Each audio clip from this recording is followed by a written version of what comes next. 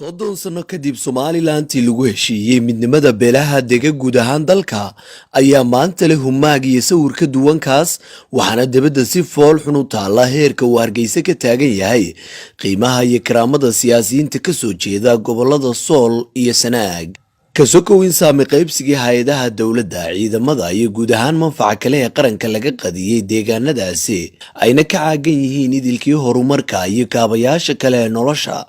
haddana taasi waxa u dheer dambiye shakhsi ah iyo duulaan qof ah oo lagu ugaarsanayo fooladka metela Sool iyo Sanaag warbixinaha dambe ayaynu diiradda ku saaraynaa sida Somaliland maanta ay isugu filaysiisay beesha dhexe oo kaliya ee maanta aynu dul istaagno siyaasi Baashe Maxamed Faarax gudoomiyaha aqalka wakiilada ee Somaliland dulqaadkiisa siyaasadeed iyo dekanooyinka iyadoo loo dawladaynayo laga galay in ka badan 6 jeer ayaa mas'uulkan laga xidhay aqalka wakiilada oo ku xigeen ka soo noqday haatan uu ka yahay gudoomiye garduub ku yimi xilligii uu gudoomiye ku xigeenka koobaad ka ahaa gudoomiyihii waqtigaasi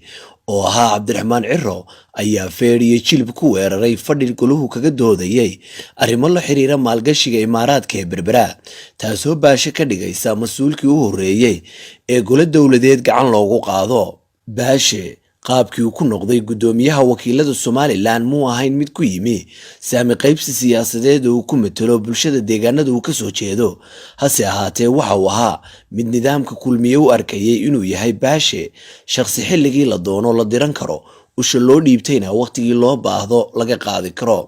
xilligii ololaha doorashada Baashe waxa uu madaxweyne Biixi kala kulmay bahdil siyaasadeed kadib kolkii cidna ka tala gelin weyday gobolka Sool iyo campaignkii doorashada waqtigaas oo Baashe isku dayay inuu si iskii laascaanood u booqdo waxa madaxweyne Biixi iyo wasiirro beesha dhexe oo ku sugnaa markaasi magaalada Caynaba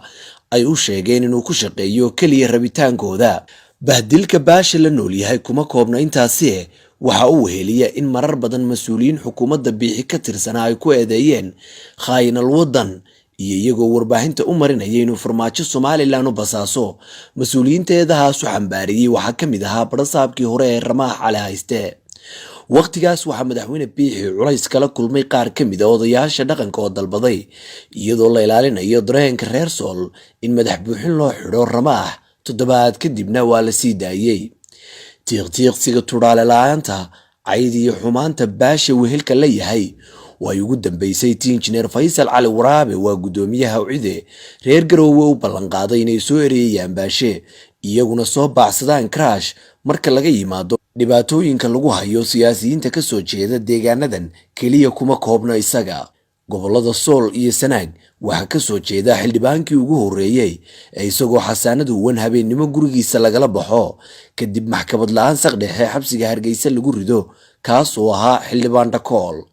Dhakool muddadii uu xidhnaa tawaawac iyo baryootan loola tegay Muuse Biixi laguma sii dayn hase ahaatee isimada reer Sool ayaa u tegay beesha madaxweyne Biixi taas oo ugu dambeyn beelo wada hadlay lagu soo fardaamiyay xildhibaan Dhakool soolnimo darteed ayuu ku waayay damaanadii dastuurka u qaaday inaan gulaytigiisa la taaban karin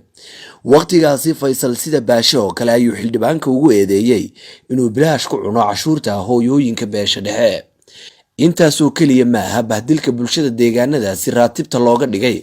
waxa iyana qayb ka markii koobaad taariikhda Somaliland in taliyaha ciidanku uu dareerayo baxa yiraahdo korneylo ciidamada militariga kuwaasoo dalbaday in isku xuquuq laga dhigo askariga baran ka soo jeeda iyo kan Gebile u dhashay sidoo kale Somaliland waxay wacadkii kaga baxday hogaamiyihii Khaatuma Professor Galeyd warbixinaha soo socda ayaana kaga bogan doontaan jalaafooyinka siyaasadeed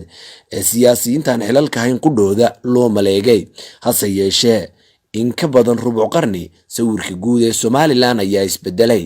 waxaana midab doorsoontay cadaaladii Somaliland maantuna waxay ku soo ururaysaa waxaan dhamayn 300 kiiloomitir oo kaliya